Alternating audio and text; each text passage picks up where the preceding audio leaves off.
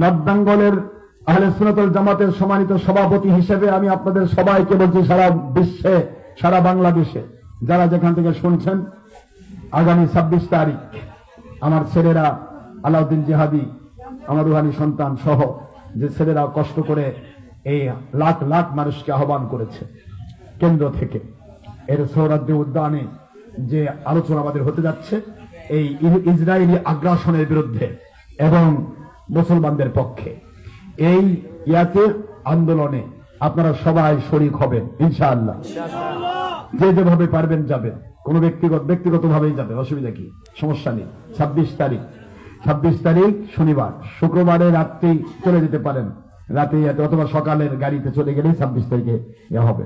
এখানে সহায়তা করা মানে সুন্নিয়তের মুজাহিদদের শক্তিকে বৃদ্ধি করার চেষ্টা করা, ঠিক না? ঠিক বলে এই জন্য চেষ্টা করবেন। এটা আমি নিজে অংশগ্রহণ করতে পারবো না, কারণ সেখানে ছবি ভিডিও হবে, ছবি ভিডিওতে আমি সম্পৃক্ত হব না, কিন্তু আমার ছেলেদের জন্য আমার সম্মান থাকবে, ভালোবাসা থাকবে। ছবি ভিডিওকে আমি ঘৃণা করি, কিন্তু তাদের উদ্যোগকে আমি স্বাগত জানাই, ঠিক না? ঠিক বলে প্রশ্ন হলো, এটাও একটা মাজুরি হালতে তারা করছে, কারণ বাতিল 72 ফেরকা যেভাবে সুন্নিয়তের বিরুদ্ধে লেগেছে, এরা ভাবতে যে সুন্নিয়তের কেউ নাই। আরে বাংলাদেশে যত পীর, এই পীরগুলি যদি একসাথে পেশাব করে তাহলে বাতিল ফেরকা ভেসে যাবে।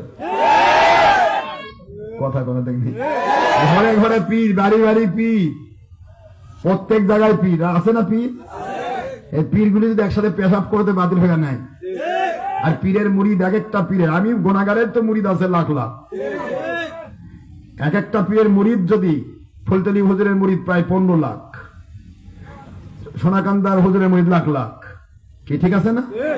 তারপরে মনে করেন যে আমার সরসিনা হুজুরের লাখ লাখ, আমাদের যেই ফুরফুরা মাসলাকের সব পীর যদি এক জায়গায় হয়ে মুরিদদেরকে নিয়ে নামি, তাহলে বাতিল 72 রাস্তা পাবেন না, কোন দিকে পালাবে।